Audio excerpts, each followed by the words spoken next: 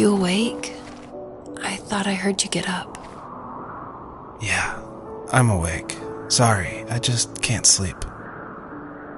Are you thinking about him? Yeah, a bit. Usually get back to sleep, my love. I'm fine. No, it's okay. What else is on your mind? I don't know. It seems weird, but I had one of the most vivid dreams of my life. I saw a fox on a snowy mountain, just looking confused and worried. Those eyes. I can't get those eyes out of my head. She was running in the windy snow, looking for something. Do you think it has to do with you and what's been going on? I don't know. It was just a dream, Rachel. They're not meant to make sense. A lot's happened the past couple days, that's all. Well, if you're not going to sleep anyway, you should tell me. I want to hear. All right.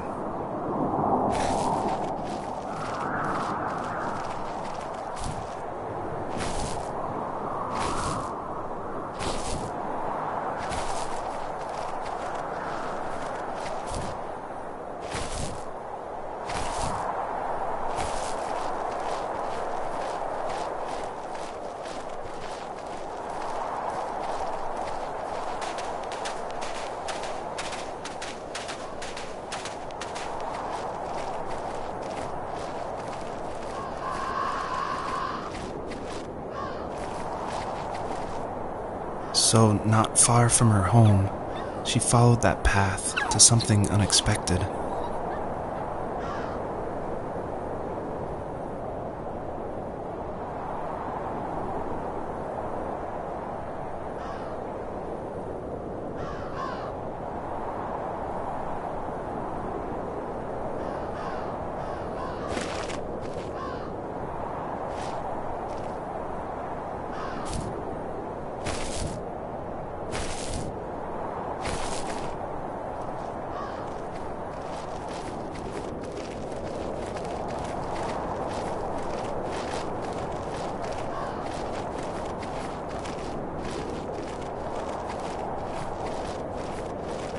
She couldn't stay, though. She had to find her other 2 children. So she took that path. She followed it towards something ancient. Something with answers.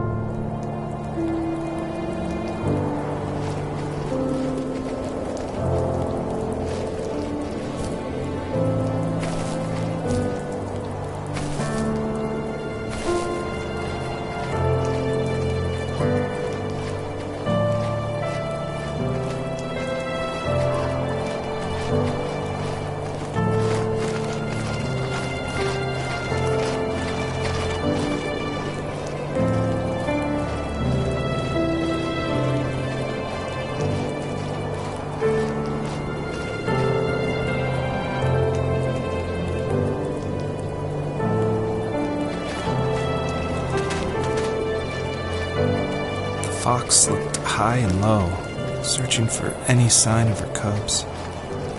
Points of light showed the way to this ancient tree. It was as if each one had a story to tell, all their own. The land was trying to tell my story, too. I felt like I was right behind her the whole time.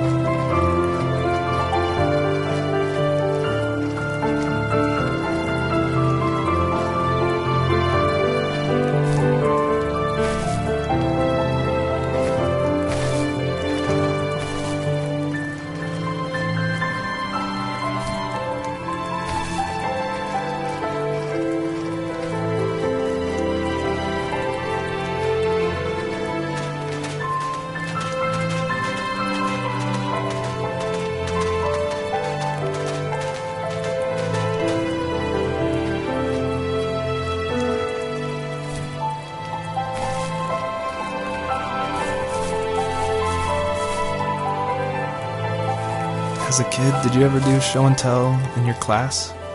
Yeah, I think I only did it once, when I was in the 4th grade. You know how my life was around then. I wanted to show my class what helped pass the time and distracted me, so I brought a dozen paper cranes I had made. I think I told everyone how badly I wanted to be a bird and fly, embarrassingly enough. Don't be embarrassed. Every kid wants to fly. For me, it was another toy from my dad, a wooden boat. I remember guarding it so carefully in my hands as I walked into class. When I sat down, a group of boys immediately made fun of it. They asked which trash can I found it in, or why an ugly log was my favorite toy. When I got up, I didn't even want to tell them my dad had carved it. I said it was a joke gift my friend had given me. Kids can be so cruel. Some of them are. I shouldn't have let them get to me, but it did. It's amazing we bounced back at all.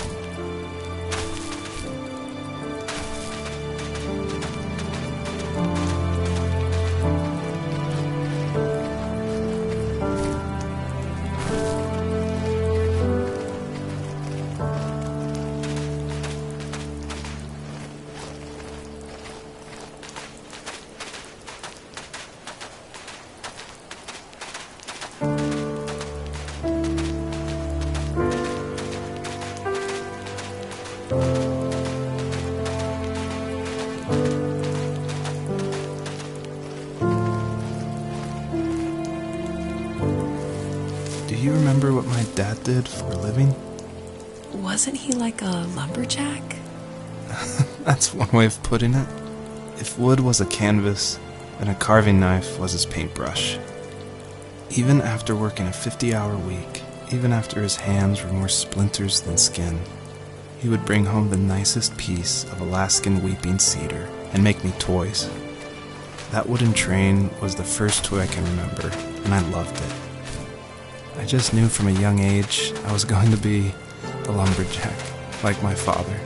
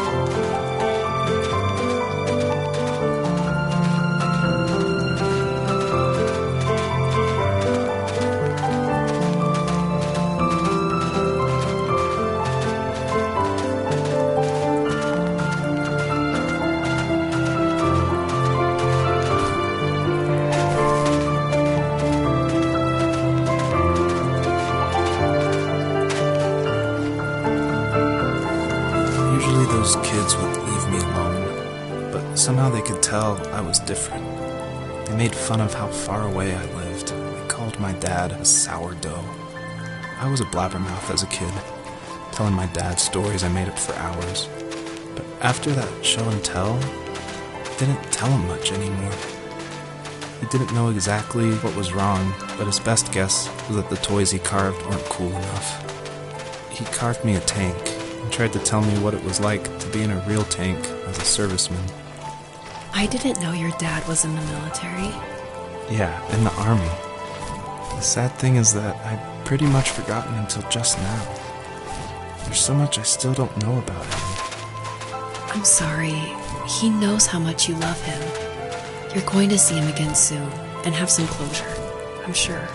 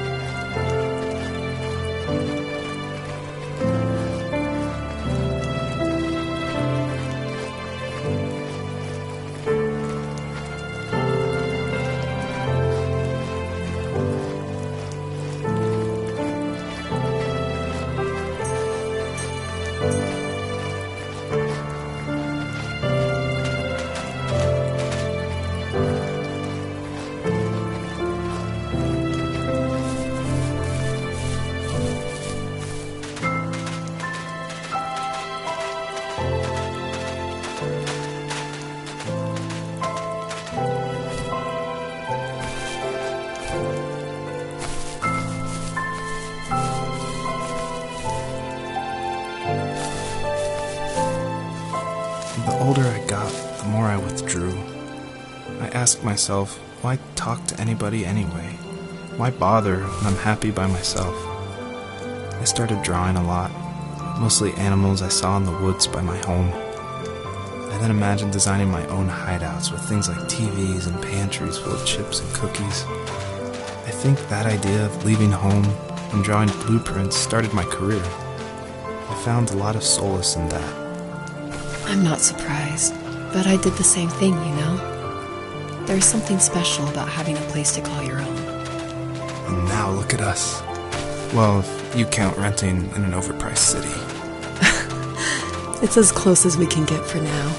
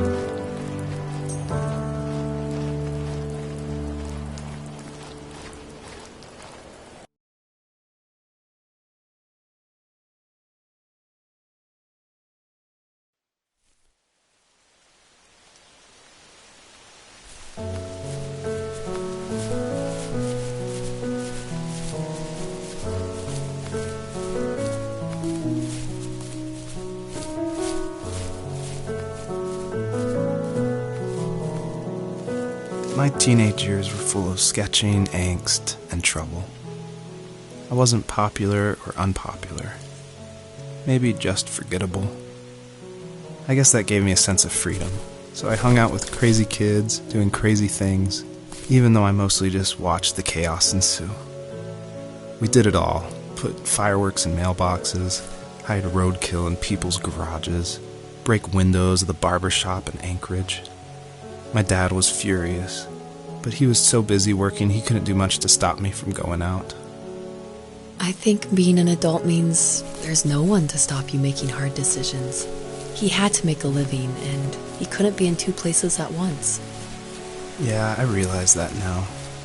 But at the time, I was sure he was more interested in growing his business than what was going on with me.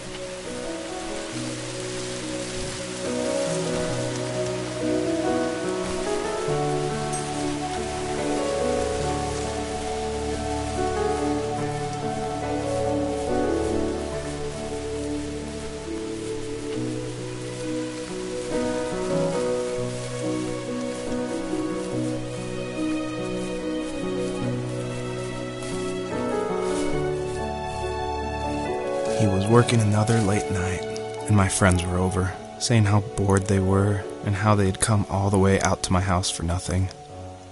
One of them mentioned how that old, ugly beyond belief truck was still in the garage, and how we should take it for a spin. I was only 15, so I kind of fought it for a while. The next thing I knew, we were careening around the mountain path, rocks spitting onto the sides of the cliff, while my dad's cringeworthy bluegrass blared out the speakers. I drove while my friends were in the back of that yellow and purple truck, throwing beer bottles and trash at anything remotely interesting. Felt like I was soaring in the air with borrowed wings. But all good things have endings. A cop outside of Eagle River pulled us over after he saw us in a bottle rocket into someone's yard. What followed was a long night of talking to disappointed adults and feeling smaller than ever.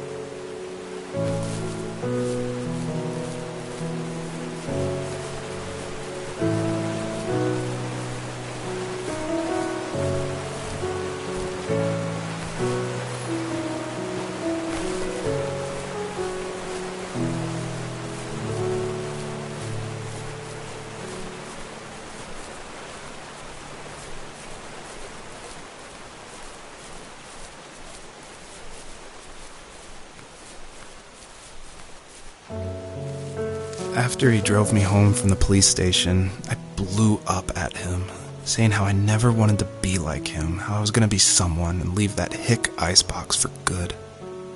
He just looked forward at the road with tired eyes.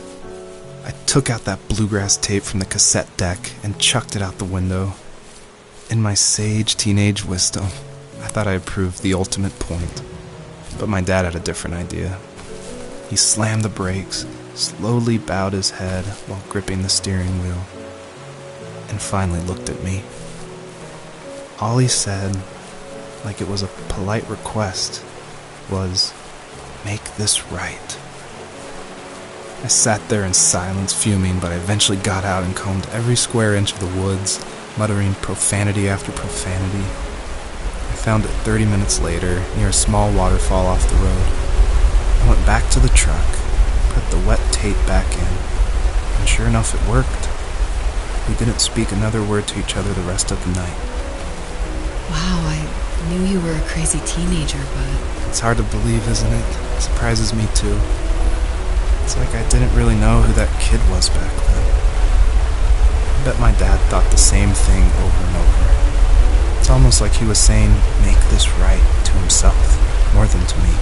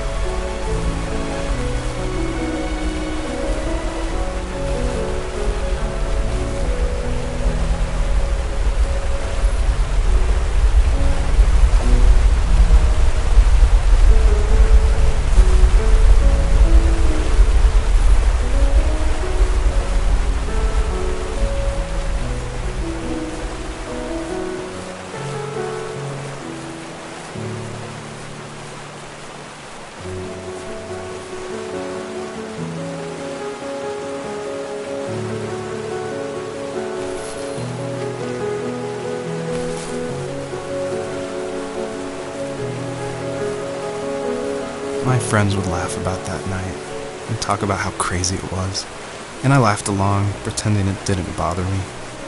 But it did. I imagined my friends growing old in the bush and able to find that thrill in those godforsaken ice fields.